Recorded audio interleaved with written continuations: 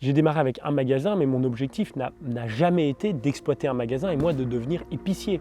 Mais à partir de ce projet-là, d'avoir de l'impact beaucoup plus largement.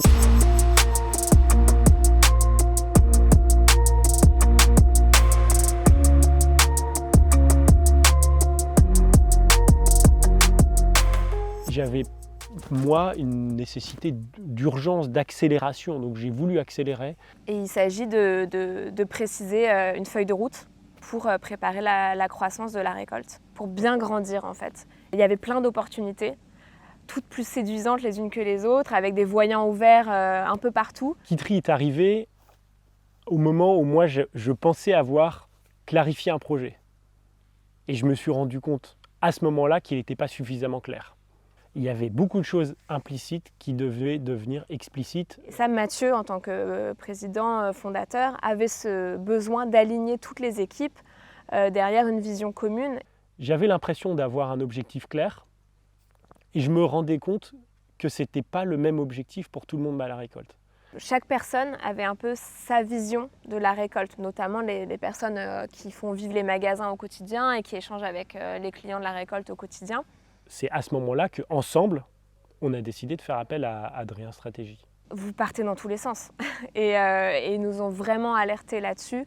On ne savait pas faire le tri entre ce qui était essentiel, de ce qui était secondaire, de ce sur quoi on avait la maîtrise, de ce sur quoi on n'avait pas la maîtrise. Une des raisons, c'est que moi-même, je mets dans ce projet d'entreprise énormément d'énergie.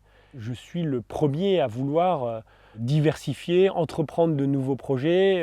Le premier rapport, c'est des renoncements très forts et évidents. Et ça, c'était hyper confortable d'avoir appris à comment on renonce, comment on écarte des pistes. On a vraiment clarifié notre métier, assumé le métier de distributeur, notre métier donc de passeur de savoir-faire, de mettre ce terme-là en tant que distributeur. Si on redonne ces lettres de noblesse aux distributeurs tels que nous, on veut faire ce métier, c'est en tant que passeur de savoir-faire. En fait, on est ressorti de ce travail avec Adrien avec ce cadre de référence fondamentale. Ce cadre de référence fondamentale, il est encore valable.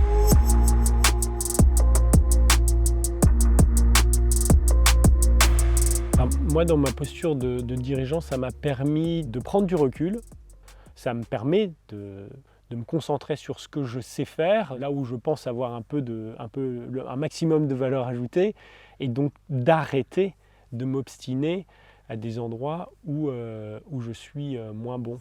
Lorsqu'on sait mieux ce qu'on veut faire, on l'exprime plus clairement et chacun peut se positionner. Pour moi, de gagner en clairvoyance très tôt dans ma prise de poste, je pense que c'est hyper précieux.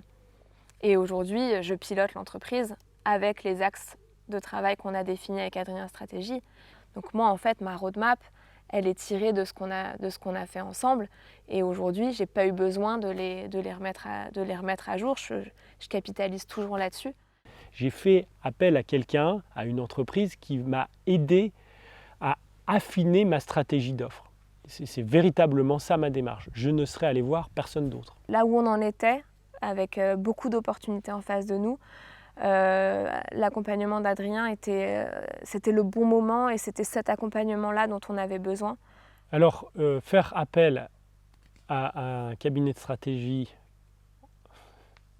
coûte cher. Pour moi, c'est un investissement, c'est stratégique. Et donc, je me féliciterai de l'avoir fait et ça apparaîtra dérisoire d'ici quelques années, j'en suis sûr.